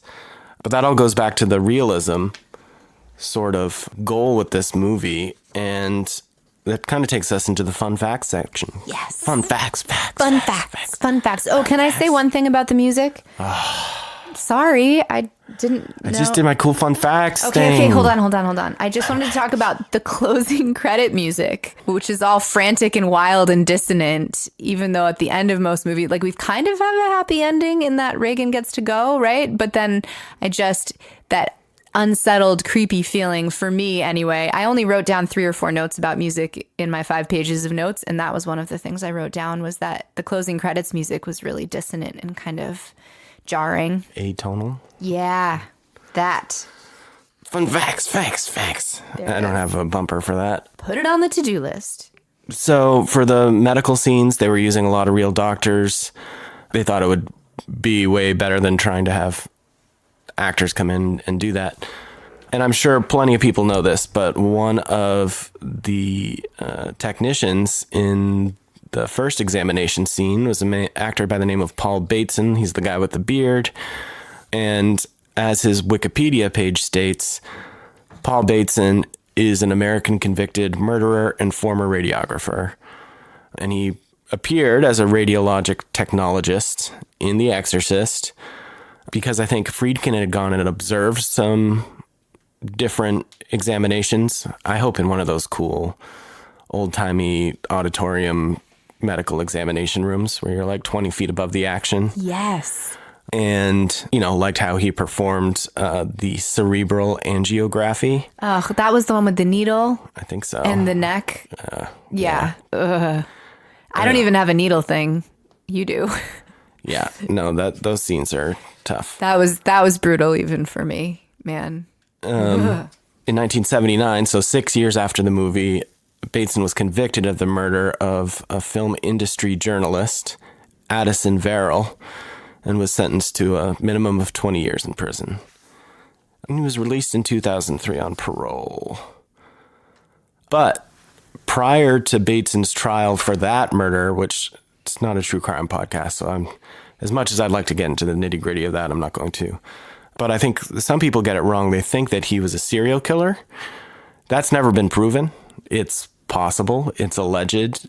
Before his trial for the murder for which he was convicted, he was implicated in a series of unsolved slayings of gay men in Manhattan known as the Bag Murders. And supposedly he boasted about it in jail. But I don't think they ever had enough evidence to completely tie him to that. It's also said that this whole ordeal inspired Friedkin to make the 1980 film Cruising, which stars Al Pacino, which was based on a novel, but he sort of incorporated some of the gay lifestyle that was going on in New York in the 70s, that subculture, which Bateson was, he was a part of that subculture, which plays into the whole thing. It would make for, I'm sure there's true crime podcasts out there specifically about this, but I thought that was really interesting that you've captured this murderer on screen. Fun fact. Did you read about, this is one of those movies, I think there's a show on Shudder, which I haven't had the chance to dig into yet, but Cursed Films. And there was an episode on this movie. Have you heard about some of the goings on related to probably Pazuzu, who is pissed off? Oh man, pissed off. Yes. And also in some of the other podcasts that I've listened to about the movie, they tend to talk about a lot of these facts. I think one of the ones that hit me the most is there's one that Chris McNeil's scream of pain when she's thrown back is a real scream of pain, that she actually suffered like a permanent spinal injury from the harness that yanked her back. Is that right? I didn't write these down. This is all from memory. I've seen some people say back, and then I've seen coccyx. That's as well, right? Yeah, the tailbone. So it's all. I know that, but there's a difference. If I was just going to tell you back, you wouldn't be thinking I was talking about my coccyx. Right. I mean, I low back, very low back, but as someone who has butt bone, as someone who has lots of problems in my back, the butt bone's connected to the lower back. lumbar, Yeah, lower. L7. So I feel a lot of Songwriter. sympathy for her, and also kind of like, man, that happened in our last movie that we talked about, where he actually hits him in the face with the phone, right? Yeah, and there was a stab. Oh, and there's this. Yep. So this seems to happen a lot. Yeah, and I guess she had said to Friedkin, Burstyn said to Friedkin, she was rigged because it's in the scene where Reagan slaps her and she goes flying across the room. She was rigged to a line to be pulled to make her appear to be kind of flying across the room after getting slapped. And she said, he's pulling too hard. I'm going to get hurt. And he was like, all right. Finally, he had said something like, don't pull as hard. And then probably gave like a wink, wink. So for the scene, they pulled her too hard. She damaged her coccyx or her back, some other part of her back, which kind of led to a lifelong problem. And like you said, the scream of pain that's in the film is real. You can see her kind of grab at her back for a moment. And apparently, he pulls in on the shot to get the reaction. And apparently she's going, in an interview I was reading, she said, she was like, stop the fucking camera. That's what I would say too. Well, oh man, the thing is, on movies like this, where there's a lot of bad things or cursed things going on kind of behind, of course, it always ends up making the art more intense because that energy is brought on screen, right? You can't fake that as well as you might want to. So yeah, I have a lot of sympathy though, as someone who is pretty disabled because of back pain some days. Man, that must have been really, really hard. And then have everybody just watching it happen. And then, and I guess she had to use a cane on set for a couple of weeks after that. I use a cane. And now I feel even more connected to her. And then Reagan also injured her back. Did you read about that? I think so, and I can't remember which scene it caused it. The scene where the bed is going crazy, sort of in the first half of the movie, and she's like flippity dipping in all around. On the bed, she had some sort of rigging to the bed, but the lacing came loose in a shot, and again, according to Linda Blair, what you see in the film is that sequence where her lacing had come loose, her back got hurt, and she's screaming and crying for real. And they're like, well, this girl's got the goods. Oh, man. That's so... and especially having a child her age, just imagining that also makes me just cringe inside. Those were the good old days. As They'd a mother. dust you off. Well, we're always saying that go they're outside and bouncy. play. I know. Like, I know kids are... I have to sit there and tell myself they're bouncy when I see them doing things that could hurt them. And also that, a broken bone isn't going to end their world. But man, is it hard. It really does change the way you see things before and after having children when you see these things. And apparently Linda Blair has suffered her whole life because of that as well. So she's had lifelong injuries. She said Terrifying. It led to scoliosis. Yeah. So I'm not a doctor or scientist. I don't know how that works. But when I do become a doctor and scientist, we'll do a whole episode on that. Lastly, before we get into the open mic portion of our show, I didn't know if there were any other, without giving away too many spoilers, because you're encouraging people to read this book, were there any similarities or extra details or differences that you thought were really interesting? I don't think you've quite finished it yet, because this isn't I haven't. a book club. No, and I will say I'm listening to the audiobook on Audible, and the actor that they have reading it does a really incredible job of capturing people, and he's older. It sounds like, I don't know, just if you would like to listen to it, it's a really great experience. A few notes. So as I said, it kind of fills in some of the details. So you learn who Pazuzu is. And like the figurine is an amulet, the figurine that we didn't even talk about, but the one that he finds in the beginning and then is in Father Karras' hand at the end, right? Father Dyer takes it from him.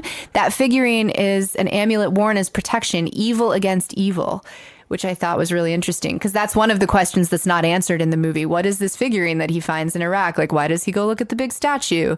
And it's a figurine of the demon used as protection against it. Well, and that's in the movie when Karras is on top of Reagan saying, take me.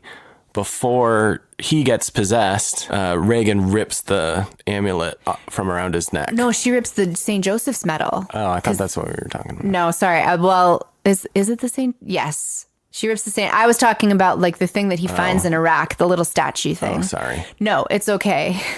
I haven't gotten to the end of the book yet. So when I find out more, I will let you. I figured that the St. Joseph's necklace pendant. Pendant? Yeah. I guess that I was thinking that was some sort of protection, so. It is, and I meant to look up exactly what St. Joseph's purview is because I'm not Catholic, so I don't know a lot of the saints, but that is another one of those, again, those little details. I have no doubt that detail will be further explained in the book, and if not, was thought through very carefully by the director because everything was. Oh, the movie they want Chris to direct is a remake of Psycho, by the way, which I thought was kind of interesting. Seems a little soon. Not by today's standards. Right.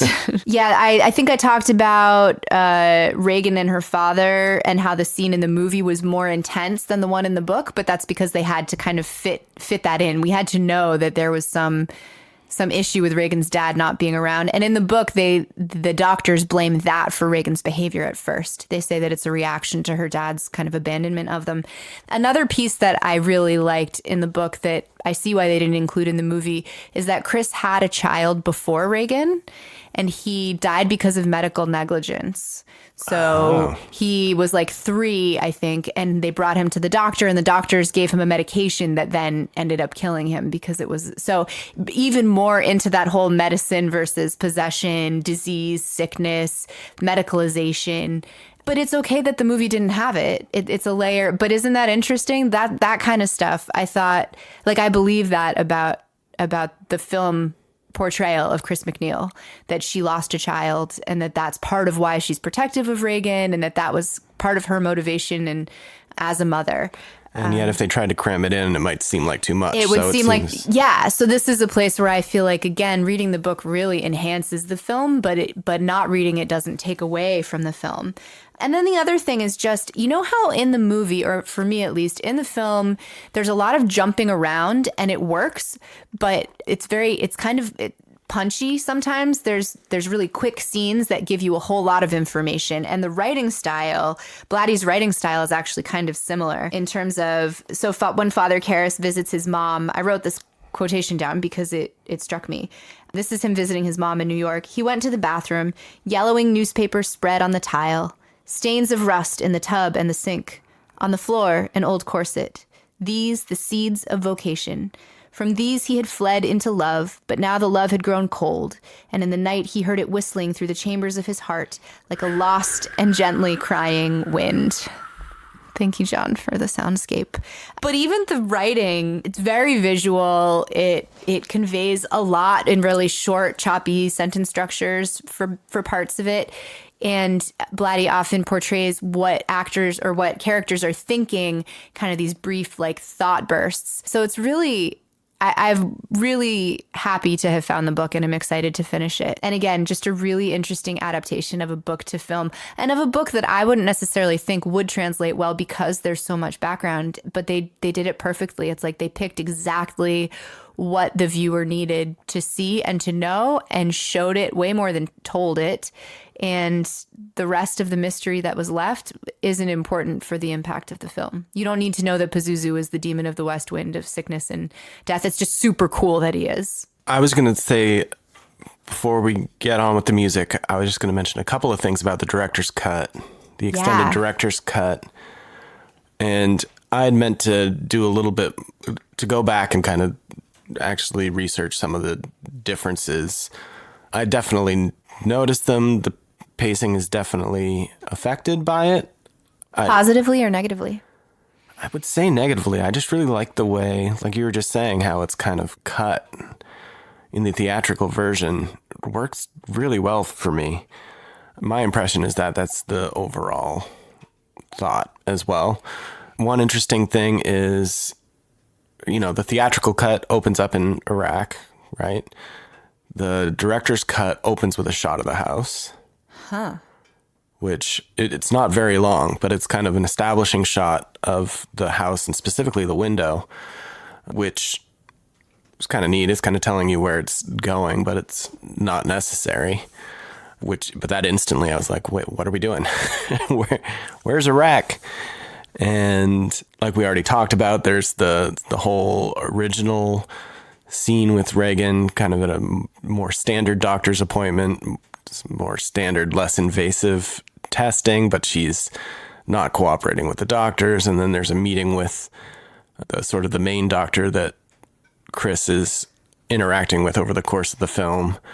They're sitting at his desk. He says it's like you were saying in the book, hyperkinetic disorder, and prescribes Ritalin. He was like, let's see how this works. It certainly kind of creates a bit more of a foundation for the medical stuff, but didn't need it, which I guess you wouldn't know without having seen the theatrical cut without it. If it was in there, it seemed pretty natural, and it's kind of part of the natural progression of Reagan's possession taking over. But I prefer it without it. Then, of course, like we were talking about before in the special effects, the big news when they released this director's cut was the spider walk, which I think I've seen this director's cut at least once or twice before, and probably close to when it came out. I remember renting it at one point, at least. I don't think I saw it in the theater when they re-released it. And again, that's back before I really appreciated the film completely. But this time watching it, the spider walk was pretty creepy. I thought back when it first happened, there was a lot of talk of it being gimmicky or anything like that. But it happens right after Burke has died and Sharon comes back in from picking up the medicine for Reagan. And Chris is like pissed at her for leaving. And she was like, well, Burke was supposed to be here. And then all of a sudden you hear the pitter patter of steps just like quickly approaching. And then it cuts to her spider walking down the stairs, and then like a direct shot of her sort of in the gymnastic bridge position, looking almost in camera with blood like flowing out of her mouth, but upside down. If you can imagine that. Yep. I've watched the scene on YouTube. What's really striking about it to me is I thought it felt much more contemporary having that in there, because it was a very quick effect and happens very quickly. It's not, I wouldn't call it a jump scare because you hear it coming, but it has sort of that same startling effect. And what I've read is that was part of why Friedkin decided not to include it. Obviously, disguising the effect was probably a big consideration as well, but he also thought that it amped up the terror too quickly, which I can totally see as well, because there's nothing else quite like that throughout the film. Everything else is a lot more consistent within the context of the film, and that certainly sticks out a bit more. It's bigger. It's her whole body. It's out of the bedroom, which is kind of where she's contained, right? And so it expands the borders of the possession to the whole house, which does feel more modern, because I feel like it doesn't, the coziness of the room, right? I know it's not, but it opens the boundaries, and so then it's expanded. So I can see choosing to exclude it for that reason as well. But it's still real cool, and I'm real glad that we got a chance to see it once they had the benefit of CGI all these years later. There's a couple other little things, but the other big thing that you notice is they have more flashes of the demon's face included, sometimes just appearing sort of over top. Superimposed is the word I'm looking for. There's one point where she's walking through the kitchen, it's superimposed like over the fan light over the stove.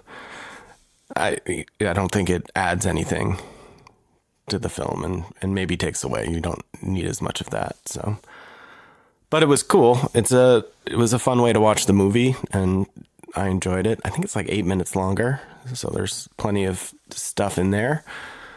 But if if you've never seen it and you have to pick one version, I think theatrical is the way to go for sure. Yeah. Well, cool. Shall we move on to the open mic portion of this shindig? Let's do it.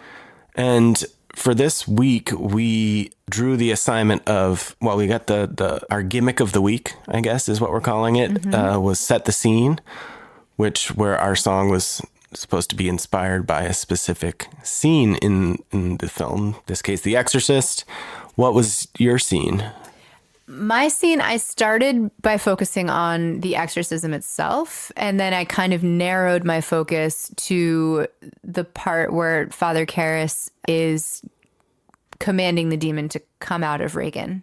So kind of one of the very last scenes in the film and kind of the climax where he is telling the demon, take me. Take me. What about you? My scene, I originally was going to base my song on the scene of Chris with the panel of doctors, where they first suggest exorcism, though not necessarily for the spiritual purposes, but more for the psychological purposes. I ended up, after rewatching the director's cut, I kind of switched it to the scene where Chris meets Father Karras for the first time. She's standing out on the bridge. Things are really rough.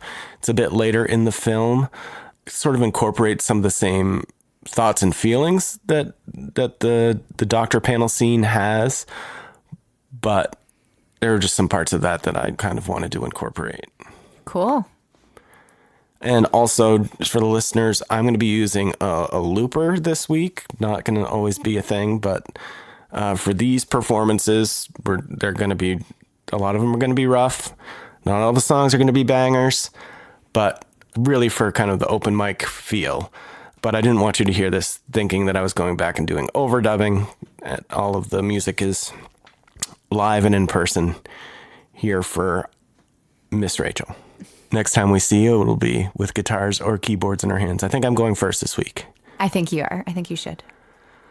All right. See you in a minute. Here we go.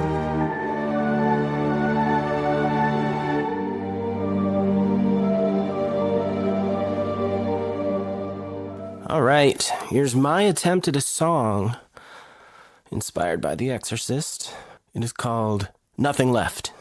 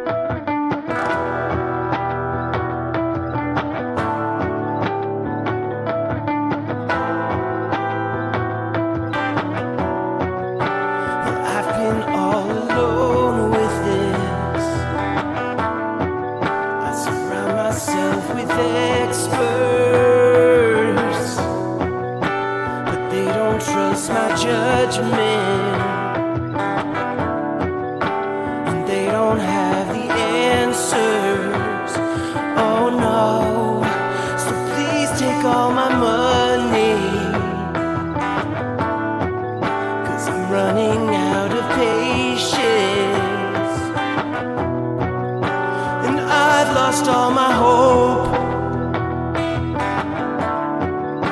and now there's nothing left, and I've got nothing left, I've got nothing left. Won't somebody help me? I'm looking for a savior. It's not in my head. Tell me you can save me. Somebody help me, I'm looking for a savior. This is a possession, Jesus can't save her, save her.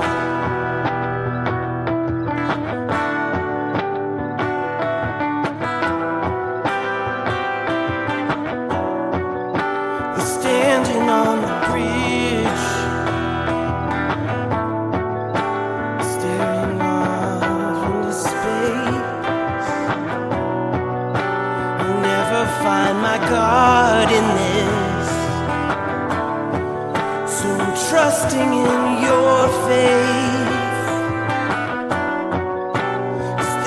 is a possession. No, it isn't in her head. If you won't lead her out of this, then she's got nothing left. No, she's got nothing left. She's got nothing left. Would somebody help me? I'm looking for a savior. It's not in her head. Tell me you can save her. Somebody help me. I'm looking for a savior. This is a possession. Jesus, can you save her? Save her.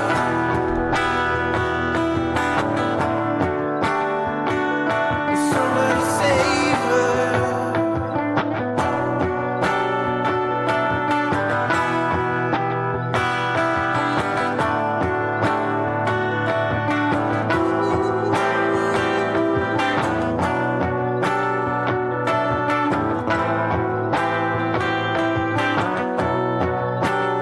She's got nothing left.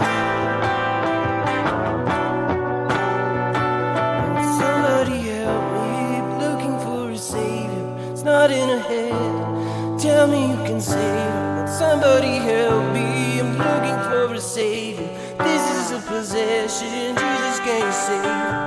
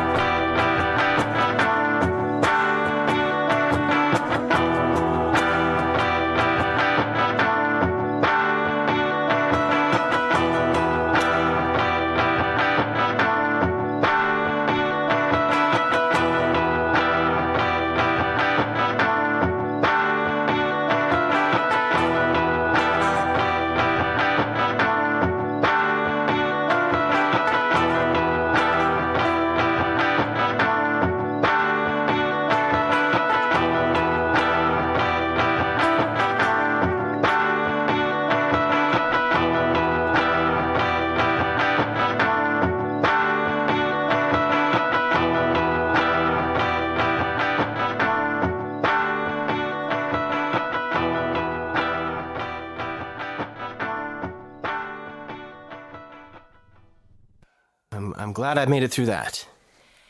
Yeah, I mean, you waited until the second episode to not only pull out the looper, but also write something in 7.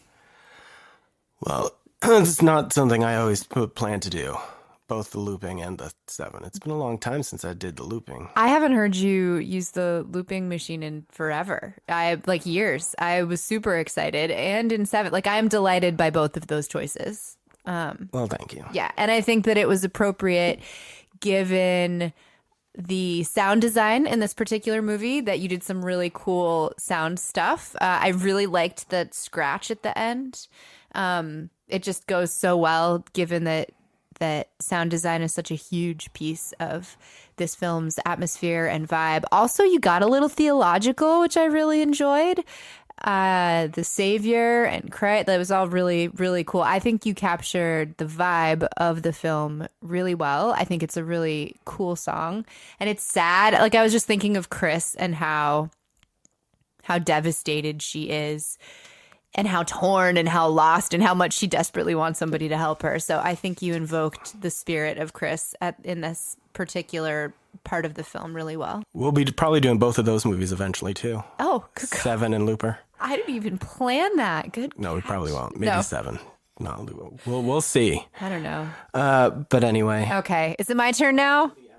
You should go first. Okay, so now we're going to get you set up here. I imagine you're on the keys. Oh, yes. And not my guitar, which seems to like to slip out of tune while I'm recording. Maybe it's... But not while I'm rehearsing for longer than I'm recording. Maybe it's possessed. Ooh. Okay, so this is my attempt at a song inspired by The Exorcist.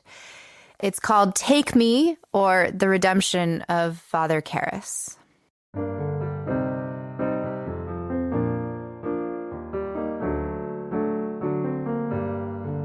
You know my deep thoughts, find all my weak spots. I wish this was not the only way to save this child, so meek and so mild, now wicked and wild. Oh, now let us pray. So take me,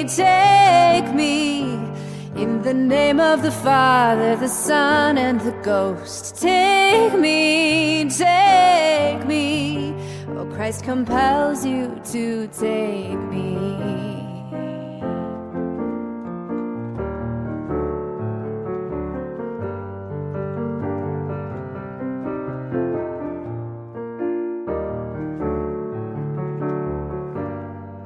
Mama, I'm sorry, oh please forgive me for leaving you all alone in the dark. Faith in God's power at its final hour, but now here before her a spark yet remains. Take me, in the name of the Father, the Son, and the Ghost. Take me, oh, Christ compels you to take me. Oh, take me, in the name of the Father, the Son, and the Ghost. Take me, oh, Christ compels you to take me. Excellent. Certainly more thematically rich than my song, I would say. Which, again, you said it wasn't a competition, but I don't completely trust you, Miss Keyboard Player. Yeah, well, I'm definitely not the competitive one between the two of us, but I do feel a little like mine was crap compared to yours this time. But that's because you had like 7 sounding instruments because you know how to loop, and I guess that just means I need to learn how to loop. Well, it certainly wasn't crap. I know. It didn't feel as good as I wanted it to. But that's part of open mic. Like, that is kind of the vibe that we're here, right? Like, you practice all week, and then you get to the thing, and then you just, like, don't hit it the way that you want to hit it. I think that's also part of the open mic vibe. I will say that I am very happy with the words. And I think if I had more time to work on the song, I do think there's some really fun stuff I could do with a full keyboard and maybe a third verse or a bridge. I was trying to work on both and I couldn't come up with one. I spent a lot of time on the line, "Oh, Christ compels you to take me," right? So because it is not Christ who compels Pazuzu, it is the power of Christ that compels Pazuzu, which seems like kind of a very small thing, but I do think that it's important, especially since it's the power of Christ through the priests who are able to kind of, it's not Christ. Christ isn't here. But I spent a little more time on that line. I tried a few different things, but that's what worked the best.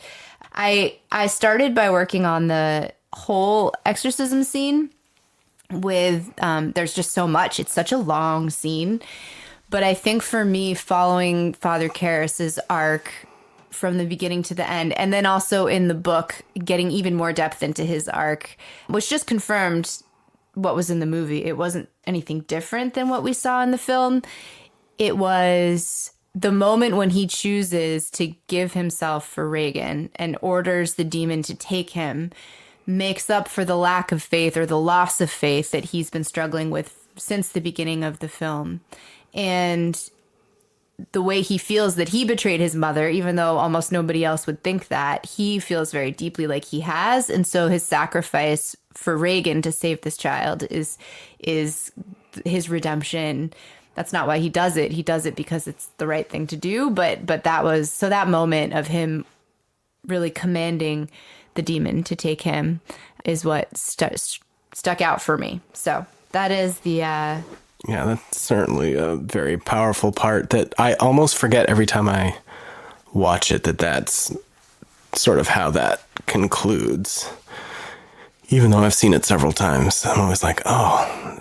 And then I'm like, while I'm rooting for him to succeed, I'm also rooting for it not to happen because you like him very much. Right. by He's that so point. great. And and Father Merrin's already dead, and you want someone to survive and continue. You don't want the good guys to lose, but I guess they don't, because Regan is set free because of Father Karras's very Christ-like sacrifice. One thing that in the book that pops up, Father Karras discusses a few times, about having a hard time loving people, right? That's something that a priest is supposed to do, is to love people because they are their God, right? The other people are the face of God or the face of Christ. And he struggles with that. Like when he has the homeless guy, asks him for money, and he kind of like struggles for a second to love him. And this act for Regan is kind of his ultimate showing of love for another person, because that's the sacrifice, which is the sacrifice Christ makes for his people in Christian theology, right? And doctrine is that Christ makes that ultimate sacrifice because he so loved the world. And so, yeah, that moment I think is what really spoke to me and why I wrote that song. Lovely. Well, let's get our setup back up and wrap this all up. All right, let's do it.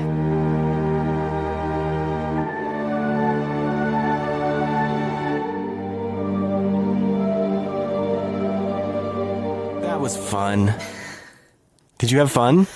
I did have fun. Didn't sound entirely like you had fun. Okay, so I did have fun, but this just goes to show that no matter how many songs you write or performances you perform, that sometimes things don't quite go the way that you hoped for. But what I do think is interesting, and I know that we've only done this now 3 times, right? Because we had our preview and then this is our second full episode, that the songs that maybe the version of the song that we play here is not necessarily going to be the finalized version. Like there's still more that I want to do with that, which is really neat as a creative exercise. Kind of working with these songs has been really fun. So I'm excited. I'm going to do a little more work though. Well, and for the song that I did this week, doing like a studio production of a song that's a loop is also very different. And the other thing I was going to say to you about looping, you were like, I'm going to have to learn how to loop to keep up. Looping is while it can create some really cool sounds and create a really interesting bass for a song that you might not get if you're just sitting here strumming the guitar, it's also limiting in a lot of ways. You have to really think around the loop itself if you're going to do a song like the one that I did this week. I think it's interesting that in the way that we write and perform music, we also have really different strengths. The same way that we watch and analyze films, that we both have areas of strength that we come to, or different approaches, right? So for you, the cinematography and a lot of the technical aspects often kind of go past me at first, and I'm really more focused on the words and the themes. And I think as songwriters, you have always had your accompaniment and your musicality. Often I just have keys. I just have the piano, and I'm way more focused on melody and words. And I think that's what makes us such a great pair, is that we bring really different perspectives both to the films and to the music. It's one of the things that I have always loved about your music since I first saw you perform at that open mic decade or so ago. And accosted me. I didn't accost you. I just gave you a business card and said you should come play at my open mic. And now we have our own open mic of the Living Dead. Oh, very lovely. I'm also going to try to get better at reacting to your songs. I'm not good at that. You're very thoughtful, and I sound like, good song. And I love everything that you do. You're a strong lyricist and vocalist, and I like you, it goes back to what you were just saying.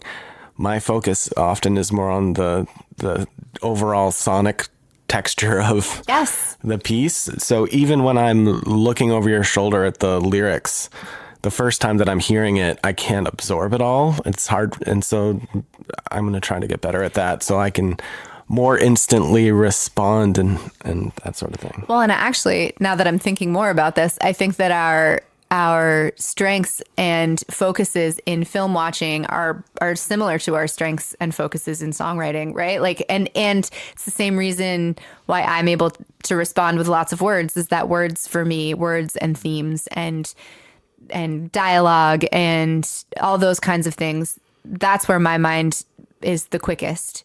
And it's, again, why we make such a great team. We bring different things to the table and hopefully different perspectives that people enjoy listening to. And we'll come back for more when we do our next film, which is, what's it going to be? All right. So I want to give a little more love to this than we did last time. Okay. Because we kind of rushed the outro. We're not going to belabor everything, but I have an app on my phone called Spin the Wheel. Not a sponsor. Open to any sort of sponsorship from anybody. But we've been using this for a few years now. Now I've got a ton of different wheels. I have like wheels to direct me to other wheels. It's chaos at this point. But it's a wheel you can put in a list of, in this case, movies, and then you can spin it. It's good for if you have, say, an indecisive partner on what to do for dinner, that sort of thing. You can have a food, any kind of wheel.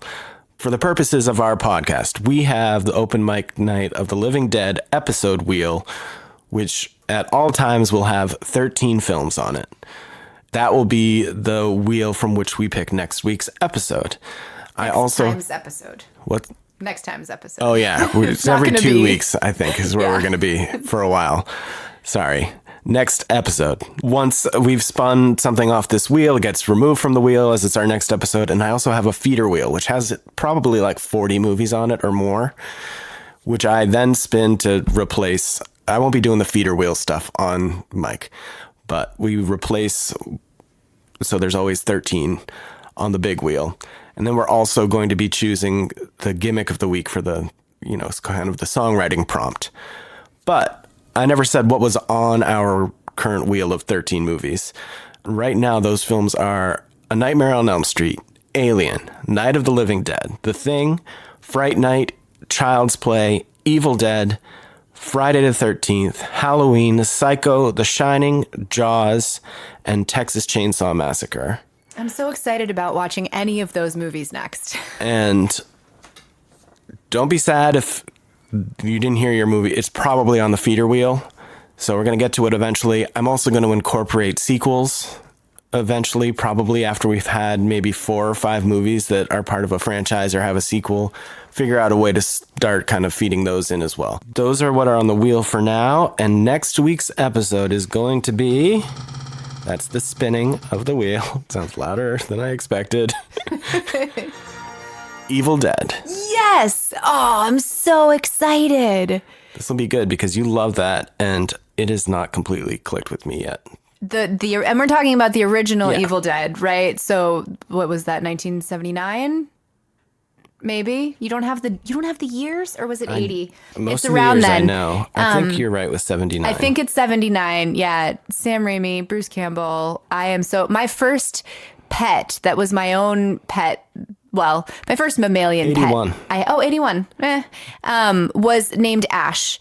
The first cat I ever had on my own named him Ash, and everyone always thought it was, I don't know, like Pokemon or something, but it was this. It was Evil Dead. Yeah, I'm really, really excited about this. And I haven't seen the original in a while. We've watched a lot of the remakes and the reboots lately. So, yes, this is exciting.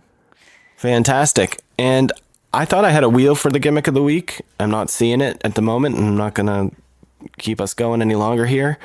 Why don't you do me a favor and pick a number between 1 through 6? 4. Freestyle.